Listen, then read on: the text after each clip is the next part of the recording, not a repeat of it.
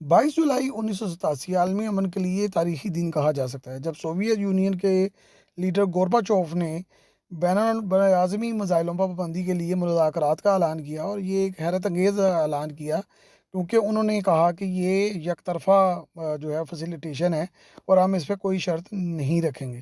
یہ حیران کن اعلان تھا جس کی وجہ سے پورے یورپ اور امریکہ میں خوشی کی لہر دوڑ گئی تھی، لیکن خوشی سے زیادہ ان کو حیرت ہوئی تھی۔ 1985 میں امریکہ اور سوویت یونین کے مذاکرات میں جو تعطل پیدا ہوا تھا، اس میں مخائل گورباچوف نے اس بیان پر ختم کر دیا تھا کہ جو امریکہ ہے وہ اپنا جو اسٹار وار کا پروگرام ہے اس کو روکے اور ختم کرے۔ 1986 میں بھی روس اور امریکی میزائلوں کی تخفیف پر جو متفق ہو گئے تھے، لیکن بات پھر وہیں پہ آ کر رک گئی تھی کہ جو امریکہ ہے وہ اسٹار وار کا پروگرام جو ہے وہ ختم کرے، اور روس نے یہ شرط رکھی تھی۔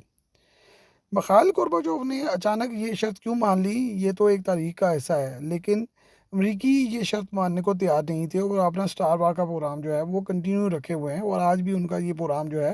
وہ چل رہا ہے۔ لیکن 22 جولائی 1987 کو گورباچوف نے ایٹمی میزائلوں کی غیر مشروط تخفیف پر